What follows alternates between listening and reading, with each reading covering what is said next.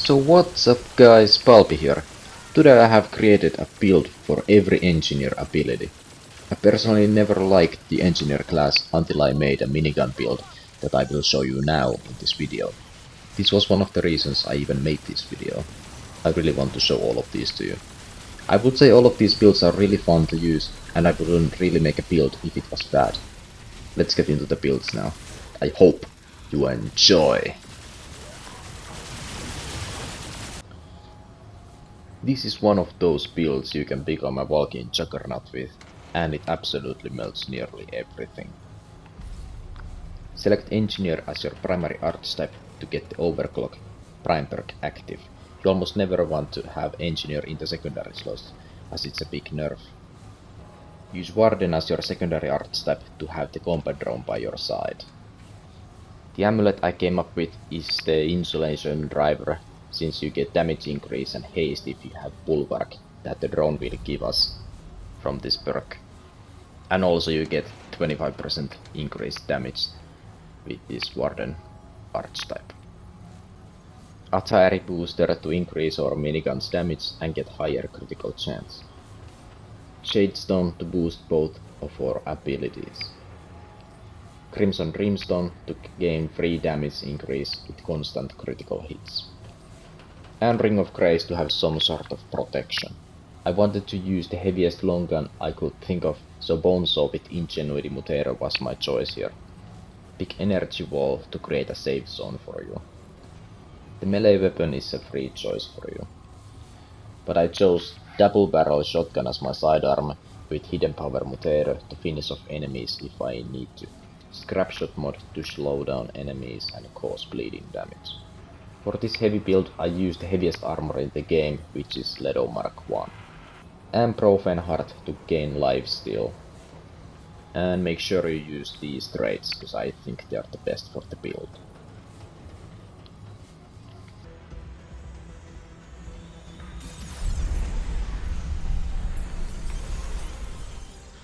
With this build you really don't need that unlimited Nerubian energy legendary perk in your prison, but it makes a huge quality of life change.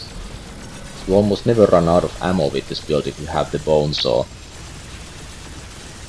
And when you do, you probably have like reloaded 100% of your minigun's capacity back to your use. Besides, the combat drone helps a lot since it also has a minigun and missiles it can use.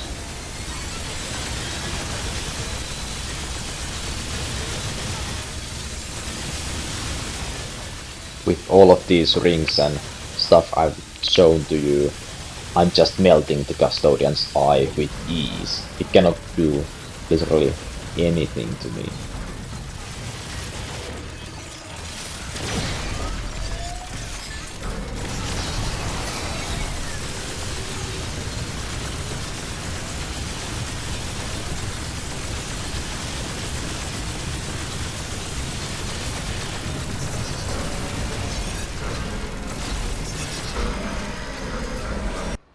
Ever hated some enemy in this game you wanted to burn alive? Well, now you can. This Flamethrower build turned out to be really fun as you can have so much going on with it. Put Engineer as your primary archetype slot to have the Overclock Prime perk active. And use Summoner as your secondary archetype to get increased kill damage with the perk. Besides that, use the flyer minions so they won't get into your way.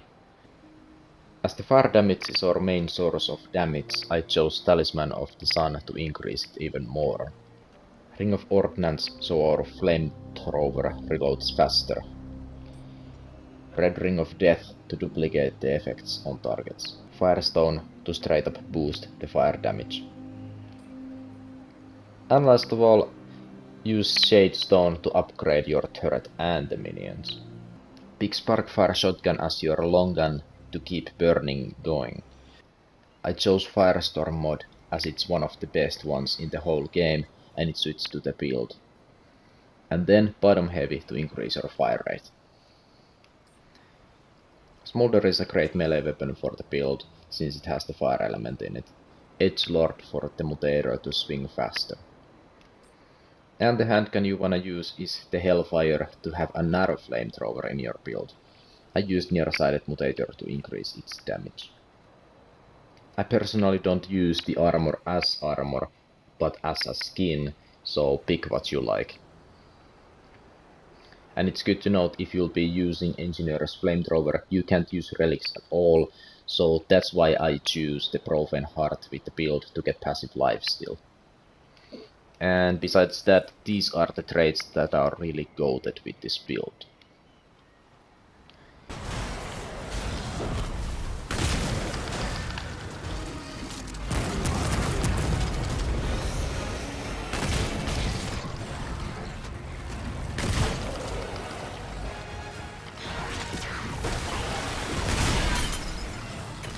With this build, you really don't need that unlimited Nerudian energy legendary perk, because you can just switch up to your weapons and mods and have the minions doing damage for you, and then your Engineer Flamethrower has probably reloaded back to 0%.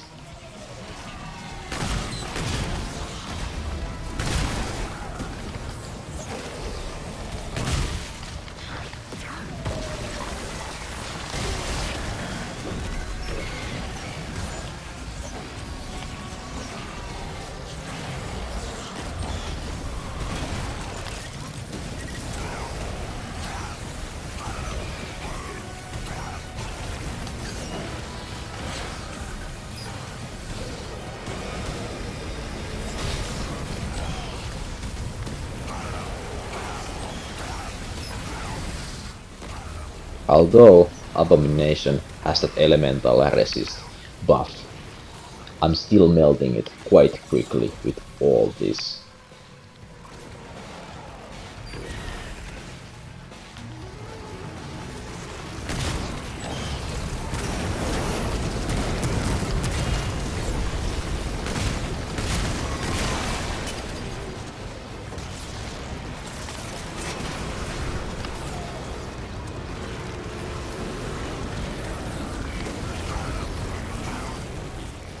I literally don't have to worry about the ammo at all, because Ring of Ordnance just reloads my Flamethrower back to 100% in such short time, and also whenever I'm using the Engineer Flamethrower, my primary and the secondary weapon are gaining more ammo to their reserves.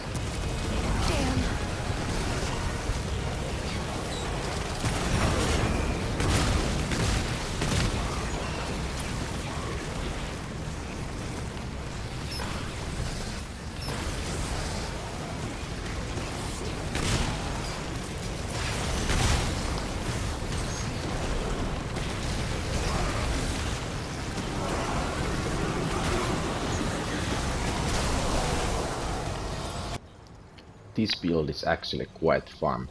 I created this build for area control only with the impact cannon. With this, you literally don't have to worry about any enemies and can only focus on bosses. I personally think this build becomes better with the unlimited Nerudian energy legendary perk, but if you don't have that, you can put Invoker as your primary arts type to gain more ammo for your turret. I use Invoker as my secondary archetype, since it boosts skill damage with a perk, and you can get a powerful ability with Way of Keula.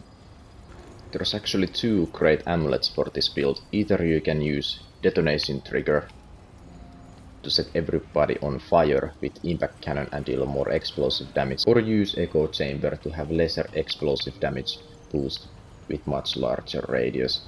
The amulet also applies expose to your targets. The rings that suit the best for this build are Crimson Brimstone, so every time you get crit hits, your turret makes more damage. Braided Horns to make crit chances even higher. Shadestone to increase your abilities damage straight up. And Burden of the Destroyer to increase all damage. The weapons I chose are Widowmaker and Sureshot, since Burden of the Destroyer's debuff doesn't do nearly anything to these weapons. The melee weapon is your own choice, and the only mod I wanted to include in this build is Song of Eofer, as it slows down, and reduces every enemy's damage within its radius. The armor and the relic don't matter at all, so you can pick whatever you want. And make sure you put some good rates on, or you can use these that I'm using.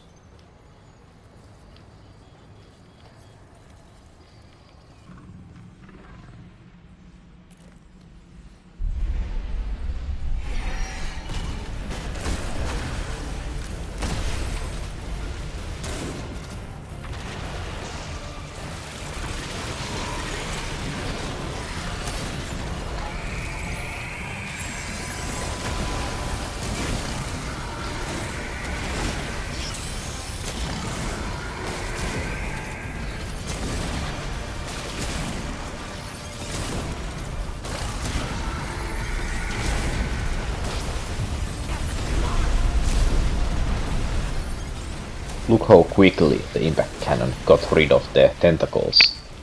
That was really quick. Also, you can notice that the impact cannon takes 2.5% of Keula's health with one explosion. That's quite a lot. Also, the impact cannon doesn't do the explosive damage if it doesn't have a line of sight to enemies, so you cannot hit them through the walls or anything.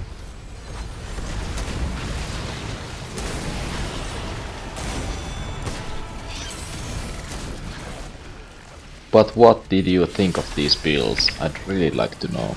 I think all three of these are quite chill builds, and for sure I will be using these in the future.